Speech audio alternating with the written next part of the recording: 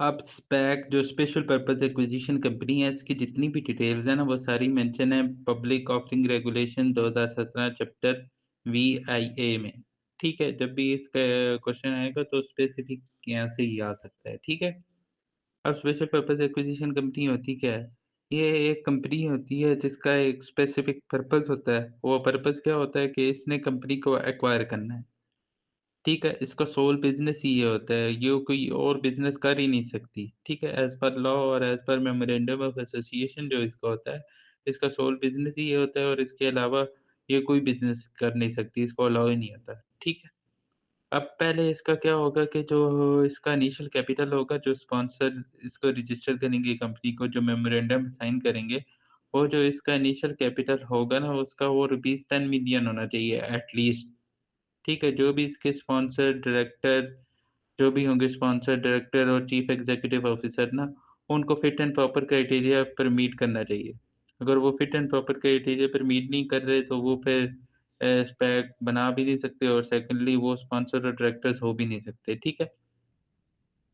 अब पहला important point क्या है कि जब after the date of merger जो होगा ना, तो at least 15% of the share holding of the merge entity are held by the sponsor for at least 1 year. Merger के बाद कम से कम 15% शेयर होल्डिंग ना 1 साल के लिए मर्ज एंटिटी की ना, वो स्पॉन्सर्स के पास होनी चाहिए। और स्पॉन्सर ये शेयर होल्डिंग मतलब जितनी भी होगी वो इंक्रीज कर सकते हैं कि अगर मर्ज एंटिटी जो है ना, वो प्रॉफिट बनाना शुरू करती है।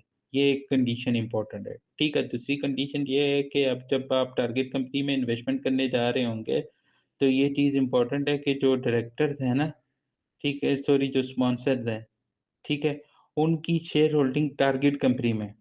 अब यहाँ पर स्पेसिफिकली मेंशन है स्पॉन्सर, डायरेक्टर या चीफ एग्जीक्यूटिव ऑफिसर के बारे में ये मेंशन नहीं है।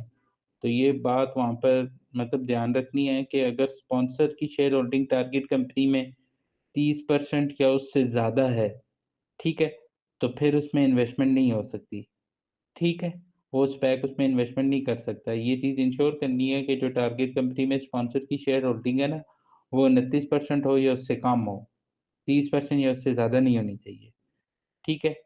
अब ये है कि अब ये स्पैक ने जो एक्विज़िशन करनी है वो फंड रेज़ करेगी पब्लिक से। ठीक है? उसकी रिक्वायरमेंट ये है कि कम से कम जो फंड रेज़िंग होगी ना, वो एटलीस्ट रुपीज़ 200 मिलियन की होगी। और जो आप 200 मिलियन की होगी, 250 मिलियन की होगी, 350 मिलियन, मतलब 200 मिलियन से ज़्यादा होगी। और जो ऑफरिंग डॉक्यूमेंट होगा, पब्लिक को ऑफर करते हुए ऑफरिंग डॉक्यूमेंट जो प्रोस्पेक्टस दिखलाता है, उसमें ये चीज़ क्लियरली मेंशन करेंगे स्पैक वाले कि ये जो अमाउंट हम रेज़ कर रहे हैं ना, ये सफिशिएंट होगी एक्विज़िशन के लिए। ये बात हमने याद रखनी है कि वो ये चीज़ मेंशन करेंगे स्पैक वाले उसमें ऑफरिंग डॉक्यूमेंट के कि जो फंड रेज़ किया है वो सफिशिएंट है फॉर द एक्विज़िशन। ठीक है? अब इसके बाद जो एक्विज़िशन है वो आपने कंप्लीट करनी है विदिन 36 मंथ्स और 3 ईयर। और ये 36 मंथ्स या 3 इयर्स का जो टेन्योर है ना, ये इंक्रीज़ भी हो सकता है by 6 month after obtaining approval from commission. ठीक है? और जो मर्जर एंड एक्विजिशन की ट्रांज़ैक्शन आएगी ना स्पैक के थ्रू, ये अप्रूव्ड करानी है, मतलब ये अप्रूव होनी चाहिए। किस तरह? जनरल मीटिंग में शेयर होल्डर से अप्रूव होनी चाहिए थ्रू स्पेशल रेज़ोल्यूशन। अब जब स्पेशल रेज़ोल्यूशन की बारी आएगी और शेयर होल्डर्स उसमें वोटिंग करेंगे, जिसमें 75% रिक्वायर्ड है फॉर अप्रूविंग द ट्रांज़ैक्शन ना, 75% वोटिंग। तो उसमें ये सीन है कि अगर कोई डिसेंटिंग शेयर होल्डर्स हैं, वो शेयर होल्डर्स के जो कि ट्रांज़ैक्शन को अप्रूव नहीं करते, ठीक है? उनके पास ये राइट है कि वो अपनी अमाउंट जो होगी ना, जो उन्होंने इनिशियली इन्वेस्ट की होगी, वो वापस ले सकते हैं। उसका प्रोसीजर क्या है कि अगर तो ट्रांज़ैक्शन अप्रूव्ड हो जाती है जनरल मीटिंग में थ्रू स्पेशल रेज़ोल्यूशन, और वो जो एक्विज़िशन या मर्जर है वो कंप्लीट हो जाता है, विद इन टाइम कंप्लीट हो जाता है। तो शेयर होल्डर, लेकिन यहाँ पर बात ये याद रखनी है कि share holder except director, sponsor या chief executive officer, except director, sponsor और चीफ एग्जीक्यूटिव ऑफिसर के अलावा जिन्होंने वोट किया अगेंस्ट द मर्जर, ठीक है? वो विथड्रॉ कर सकते हैं अपनी इन्वेस्टमेंट। लेकिन वो इन्वेस्टमेंट जो वो रिसीव करेंगे ना, वो सिर्फ 90% of the original investment receive करेंगे। जो उन्होंने ओरिजिनल इन्वेस्टमेंट की होगी ना, उसका 90% तक वो रिसीव करेंगे, ठीक है? Net of taxes and expenses जो भी आईपीओ रिलेटेड एक्सपेंसेस हैं, वो निकाल के वो 90% तक की अमाउंट को रिसीव करेंगे। लेकिन अगर तो मर्जर कंप्लीट नहीं होता विद इन स्पेसिफाइड टाइम, तो स्पैक का जो पर्पज़ है वही ख़त्म हो जाएगा, ठीक है?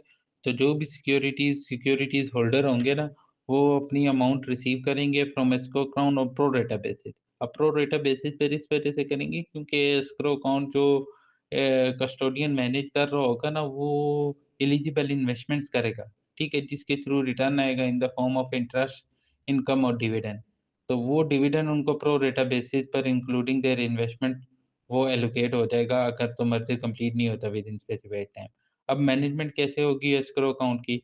ठीक है, जो भी आईपीओ के थ्रू प्राइवेट प्लेसमेंट के थ्रू जो प्रोसीड्स आई हैं ना, 90% ऑफ द अमाउंट आप एस्क्रो अकाउंट में रखेंगे और 10% can be used for expenses related to IPO, operating expenses और टारगेट कंपनी को फाइंड करने के जो एक्सपेंसेस हैं ना, वो उससे मैनेज कर सकते हैं। लेकिन 90% तक की अमाउंट आपने आईपीओ में रखनी है, ठीक है? तो एस्क्रो अकाउंट में रखनी है, ठीक है?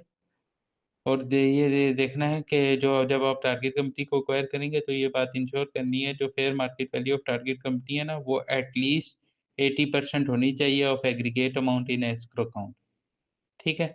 लेकिन अगर आपकी फाइनेंसिंग जो आईपीओ के थ्रू रेज़ की है वो कम पड़ रही है, ठीक है? तो आपको दोबारा फाइनेंसिंग की ज़रूरत है टू कंप्लीट द मर्जर, ठीक है?